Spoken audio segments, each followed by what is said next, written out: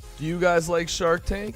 Well, today we're going to be going over some of the worst Shark Tank products ever pitched on the show. Welcome back to the video, guys. Make sure before the video loads up to leave a like if you love Shark Tank videos. And also if you guys love Mark Cuban, Robert Herjavec, Mr. Wonderful, and Barbara, and also Lori Greiner. I know you guys love them, so leave all them likes on the video. Now let's get right into today's video. I cannot wait for you guys to see this. Shark Tank has had some pretty bad deals. However, Rolodoc is our first one on the list. Mark Cuban hated the Rolodoc presentation so much that he actually got up and shook the hands of the co-founders, brothers Richard and Albert Amini, just to tell them they gave the worst Shark Tank pitch ever. They asked for $50,000 for a 20% equity stake in their company of a social network for doctors and their patients. Cuban felt the brothers' pitch wasn't for a real service, let alone a real business, and was merely a mock-up of an app accompanied by non-stop strings of buzzwords. He told CNBC, "Typically, I don't like to be mean to entrepreneurs, but these two doctors who I think they could just snow us into misleading and thinking that they're doctors because they're smarter than all of us.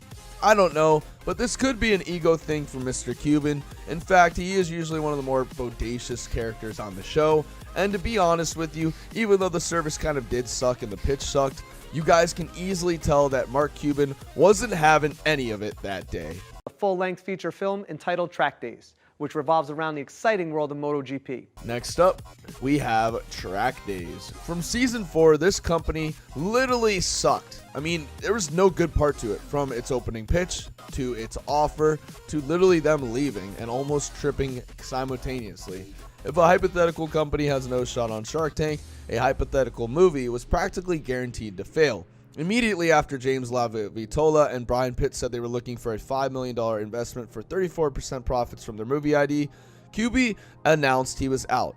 LaVitola and Pitt had a mock trailer for their motorcycle thriller, but they didn't have a script or actors. It was a horrifically bad idea, O'Leary said.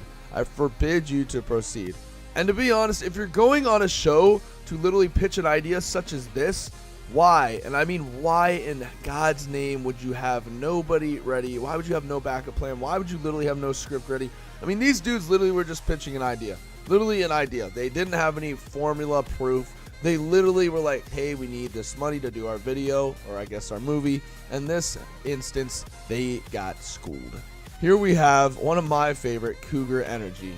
Ryan Custer wanted $150,000 for a 30% stake of his company, Cougar Energy, dedicated to making energy drink shot bottles specifically tailored to single middle-aged women wanting to date young men like himself.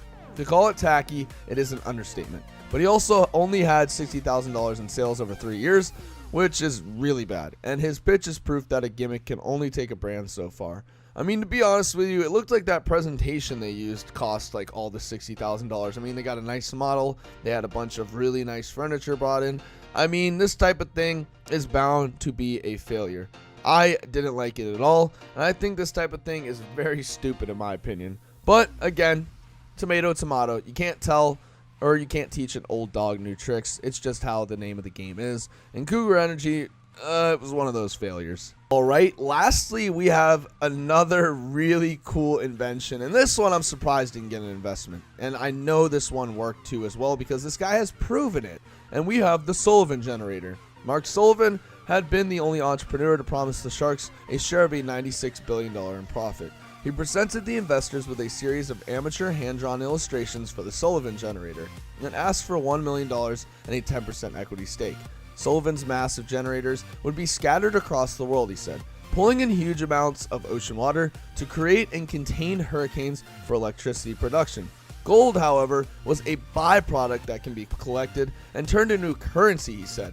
The absurdity of this invention was too much for sharks, so they didn't end up offering the deal. But it has, and there have been rumors that Sullivan apparently has this invention working to the point where he has made upwards of $50 billion off of it.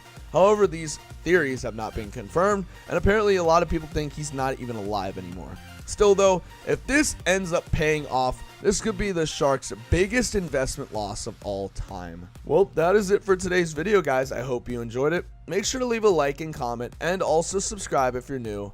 Guys, I'm signing off. I will see you in the next upload.